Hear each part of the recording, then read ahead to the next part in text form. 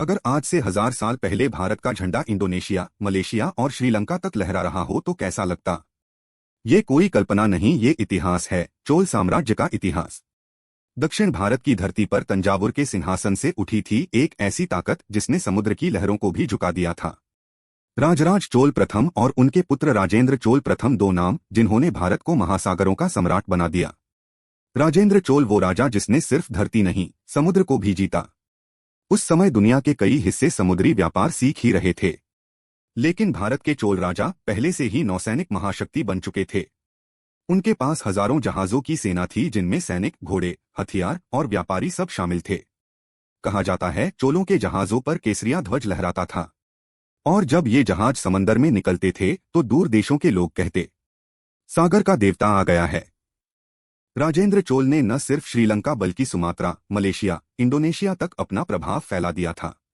इतिहासकार मानते हैं उन्होंने श्रीविजय साम्राज्य पर भी हमला किया था, जो उस समय दक्षिण पूर्व एशिया का सबसे ताकतवर समुद्री राज्य था।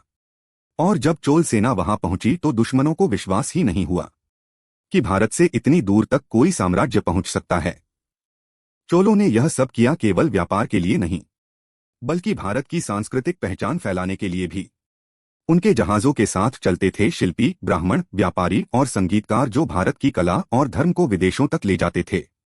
इंडोनेशिया और मलेशिया के कई मंदिर आज भी भारतीय वास्तुकला की झलक देते हैं।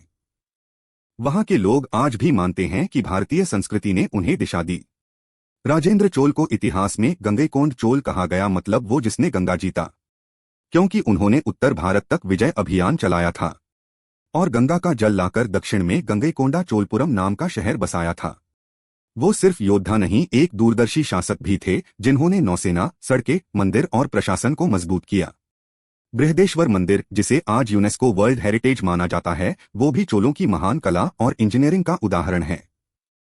कहा जाता है इस मंदिर की चोटी पर रखा गया विशाल पत्थर इतना भारी है कि आज भी वैज्ञानिक सोच में पड़ जाते हैं।